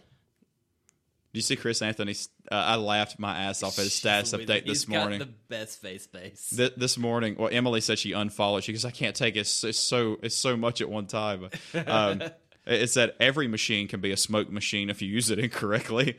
Did you see my 2 cents on that one? I didn't read it. My favorite was an LCD monitor at work while testing a small army of old monitors. One of which came with a prize. It starts sparking and smoking, and usually, you turn it on, it doesn't work. Oh no, this one didn't work, but it came with a prize. It's just everything short of I put this thing in the microwave. My dad put a thing up. Our toaster went tits up, and he's like, "What do you want for breakfast?" I'm like, I guess I'll just have some Pop-Tarts. He threw the Pop-Tarts in the microwave and didn't unwrap them. And July 4th ensued after that. It was great. I love my dad. Tom Cruise starring the movie Born on the 4th of July. This title's incorrect. He was born on the 3rd. Well, the sequel was called Born on the 5th of July. we broke Emily. And then we have your bank. We broke Emily that night that we went through the Tom Cruise puns. Yeah, while she was driving, we almost all died. We've almost all died behind the wheel a bunch, though. Yeah. That does remind me I do need to take the car in for that Takata recall. Bless you. Hearing the word Takata makes me hungry. By the way, I don't know if you knew this, but David Bowie played Nikola Tesla. And then they shipped the Tesla into space, and they've been playing Space Odyssey from David Bowie. That is just cool as fuck. Elon Musk is a weird guy, but that's pretty cool. Yeah, that moment when Tesla is Bowie and Bowie is Tesla. Yes, it's Bowieception, Teslaception. Did you catch what movie this was where he was him that there? No. We could call Beth. I guarantee you she knows. Hey, Beth, you're probably not listening to this either. Yet. You will be. whether you like it or not. We're gonna come over and Clockwork Orange you. You're gonna listen to this fucking thing. You ever seen that movie? No, but that sounds quite unpleasant. That's a fucked up movie. Like, that's a really properly fucked up movie. I haven't seen it all, but I've seen enough of it to know that it's a pretty fucked up movie. So yeah, well, I don't know what everybody thinks about. Elon Musk is a cool dude, but the thing is, I kind of think we should take care of the planet we're on before we go to another planet and destroy that planet too. Backup plan, yo. True, but look what we did to this one. In modern human history, We can fuck up Mars that much more quickly. well, my problem with it is though we're destroying the planet. Modern human history began, I would say, Industrial Revolution. I mean, Prior to, things had been a good bit, certainly less entertaining. Yeah. That was a real big quabble with, history class. I really do not care what the cave people had been doing prior to, the steam engine. yeah, so since the advent of the Industrial, I mean, look how fast that we've destroyed. So we're going to destroy Mars that fast too. So, I mean, I think we should kind of concentrate. It would kind of be like it would. To me, the colonization of Mars is like if you were to own a house that was quite livable, needed a little repair, and then you bought another house 200 miles away, and you were like, well, we might live in that one day. We're going to concentrate on that one, though. We're going to rebuild that one instead of the one you live in. So to me, it doesn't make any sense. And it's a lot more expensive to... It's not like driving 200 miles to that house where it's flying to Mars. What if instead you do it all on the same city block? Maybe in the historic district of a nearby city. Someone's employer's done the same thing. Maybe that Matt Damon movie that just came out where they shrink everybody to smaller size. Maybe they've got the right idea. Honey, I Shrank the Damons? Have you seen that video, the music video I have no on idea what fucking you're Matt talking Damon? about with this, though. Oh, yeah, that, yes. There's a movie out with Matt Damon in it, and what they do is they know that the Earth's resources are diminishing, so they're shrinking people to like microscopic sizes, but they're shrinking their entire like neighborhood to like the supermarket, the food, everything. They're shrinking it down, so they're using less of it because they're smaller. The great irony is that using the shrink ray takes an awful lot of power. What is this, Bitcoin? Bytecoin. Or Shrinky Dink Matt Damon. Does everybody remember what Shrinky... I know we three remember what Shrinky Dinks are. Toasty! You know the origin behind that? What, from Mortal Dan Kombat? Forden doing that? No. No, from Mortal Kombat. Right, I mean, that was the developer who did the voicing of it. Yeah, he... one of the other developers hated when he did that, and he snuck it in there anyway just to piss the guy off. That kind of sounds like something Thomas would do to me, because he just knows how to push my buttons. He's making a video game? I hope so. I was going to say not, but now I hope so. He's going to make Tetris with an eighth piece. Tetris was in Russia? Yep. Sweet. That was a cool story. Gaming Historian on YouTube just did a hour documentary on it. That's cool. I need to watch that. It's interesting to see how complicated it was to get that game in the 5 years it took for it to be developed and then be sold on the Nintendo. That was my first non-Mario game on my Nintendo in early 1990. I need to go get the Power Glove out real quick and do the rest of the podcast with the Power Glove on. Well, you said you didn't want to sweat doing a video podcast, because then you'd have to do it. Otherwise, just make silly pictures with it. It's like, I should have brought my Nintendo Zappers, yo. I've got one of those, too. Gray one, orange one. What's up? I got them both. I'm pointing my head right now. Nothing's going to happen. And that duck's still going Steve's down. playing Russian roulette with the Nintendo Zappers. Won't be the first time. Steve once played it with a loaded gun and won. Steve's badass. Steve wins Connect 4 in 3 moves. Storm out last night. Heyo. No, really. There's a Connect Four exit strategy over nice. wherever we were. Nice. Not quite the Thirsty Nomad. Not quite the Thirsty Nomad. It's an adjacent office park. Thirsty Nomad's cool. I hope it's never busy there though. Every time we go, so I'm hoping that they stick around long enough. It's hard to sustain that when it's never busy. I don't know if it's busy during the week, but every time I've been, it's been kind of slow. The beer's groovy though, really really good. It's a cool joint too. Mm-hmm. Especially when any given time one of the employees is dressed like the guy on the label. Oh fuck yeah! It totally looks like, for those of you who haven't been there, it totally looks like a. Describe this to me. 1920s like speakeasy. Totally steampunk guy. Place itself is office park hole in the wall, but the beer's awesome and they've got all manner of unplugged games and the occasional Nintendo device there too. They suffer from the same horrible location that Blue Blaze does. Blue Blaze is... I've heard Blue Blaze is probably in worse shape for location. Yeah, it's in a itchy side of town, transitioning neighborhood. We'll be kind. It's when it's busy, it's really really busy. But when it's not busy, it's very slow. But they did think it was a good idea one time to book us. They were like, "Hey, we're gonna have a football game day." It was the second game of the season. We're gonna have the Panthers are playing at home. And we're going to have everybody who didn't go to the game, we're going to have them come over. So we set everything up and did not play one song because everybody was in, it was outdoors. So we set up outdoors. We set our stuff up outdoors, went inside and watched the game. August? It was in September. You'd have melted, right? I would have melted, yeah. I mean, anything over 60, I would have melted. But so today's a hot one for you. Yeah. But they didn't pay. We didn't play any, so they didn't pay us. But they let us drink for free and take home a 4-pack each because we brought all our equipment up. I'm like, hey, you know what? Works for me. But I think in hindsight, I kind of knew it was going to be horrible. But we just that was not a good idea. Yeah, Panthers were playing at home. Bit of a bad sitch. So, what's your favorite beer? There's the Blue Blazer, the Pink Blazer, the Yellow Blazer, the Lederhosen, Chevy Blazer. The s'mores beer on Nitro was really good. Ooh. It was really, and they actually, since it's Blue Blaze is sort of a cabin outdoor theme tap. You haven't been there, have you? No.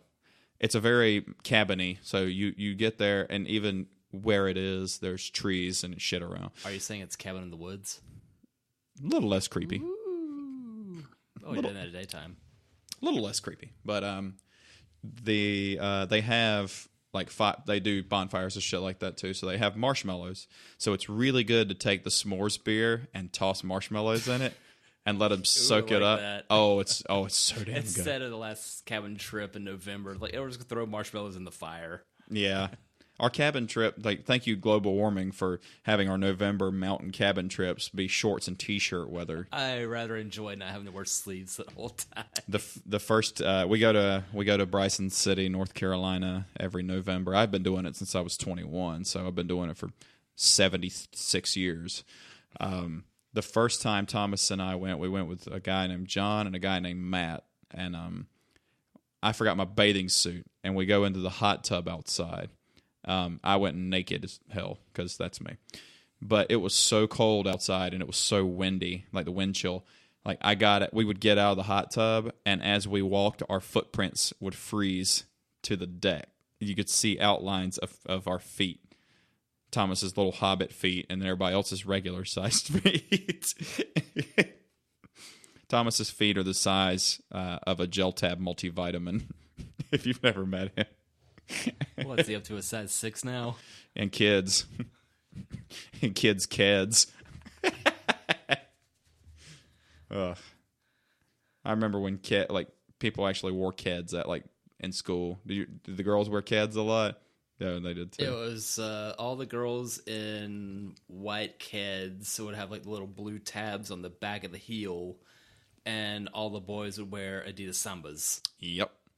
And then I wound up getting a pair of knockoff Sambas, so they had 4 stripes instead of 3. You rebel. Those shoes were rubbish. You know which ones are still some of my favorite are the original Reebok Classics. You remember the Reebok Classics, don't you? Caitlin, do you remember the Reebok Classics? It's the plain-looking ass Reeboks. You could toss them in the washing machine, dry them. Oh, yeah, those things were comfortable. They were like the Reebok's answer to like the Asics. I would say, what, the Converse All-Star or something? No, I had a pair of Chuck Taylors. You still have a pair of Chuck Taylors. Yeah, and they're still terrible. How on earth did anybody play basketball in these terrible shoes? I don't really think they did. I think they just took photo ops and then took them off and put a real pair of shoes on. There's no way.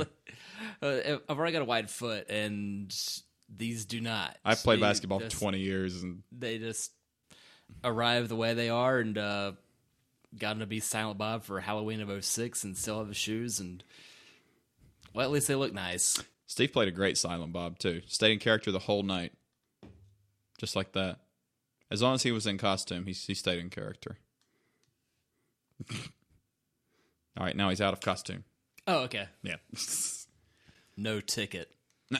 I went as Dr. House one time. But the thing is, it was right when Batman, the last Batman movie with Christian Bale came out. With Bane, Dark Knight Rises. Dark Knight Rises had just came out, but I went as House.